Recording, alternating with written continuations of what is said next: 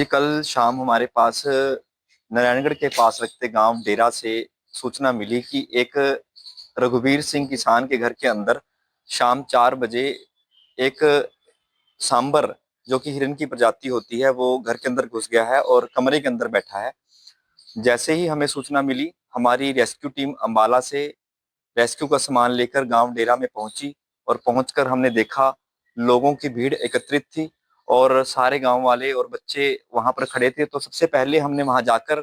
ग्राम सरपंच से बात की और ग्राम सरपंच को समझाया कि सबसे पहले तो लोगों की भीड़ को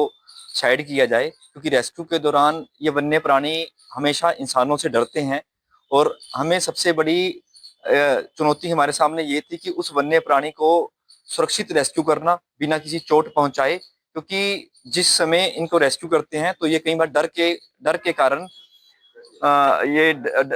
चोटिल भी कर देते हैं और खुद भी चोटिल हो जाते हैं। तो उस दौरान हमने बड़ी सावधानी से इसे रेस्क्यू किया और लगभग 1.5 घंटे की मुशक्कत के बाद हमारे कुछ साथी उसमें चोटिल भी हुए हैं। हमारी 8 बंदों की टीम इस रेस्क्यू ऑपरेशन में थी। हमने सुरक्षित उसे 1.5 घंटे बाद रेस्क्यू किया और रेस्क्यू करने के बाद उसे गाड़ी में बिठाकर उसे सुरक्षित स्थान मोरनी के बेर वाला जंगल में सुरक्षित छोड़ दिया गया।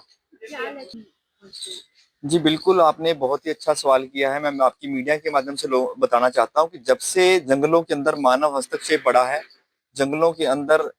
मानव हस्तक्षेप बढ़ने के कारण ये जंगली जीव घरों में या रिहायशी इलाकों में घुस जाते हैं, जिसके कारण बहुत दिक्कत भी आती है। और वन्य प्राणियों के जीवन पर संकट भी इसी वजह से हो रहा है दिन प्रतिदिन, कि जंगल कम होते जा रहे हैं, छोटे होते जा रहे हैं और मानव उनके अंदर अपना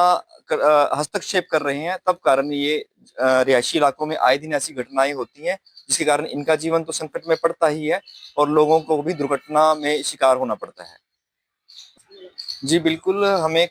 जब हम कल वहां शाम पहुंचे तो सबसे पहले हमने इसे ध्यान से देखकर जाल बिछाया और जाल बिछाकर इसे 1.5 घंटे बाद हमने इसको सुरक्षित रेस्क्यू किया है। और रेस्क्यू के दौरान सबसे बड़ी गनीमत ये रही कि किसी को किसी तरह की चोट नहीं आई और हल्की फुल्की चोटें जो हमारे कर्मचारियों को आई है, लेकिन उसके अलावा सांबर बिल्कुल सुरक्षित था, स्वस्थ था, रास्ता भटक कर गाँव के अंदर आ चुका था और उसका बाहर निकलना संभव नहीं था। उसे रेस्क्यू करना जरूरी था उसकी जान बचाने के लिए, और हमने रेस्क्यू किया और हमारी टीमों ने उसे मिलकर उसे जंगल में पहुंचाया।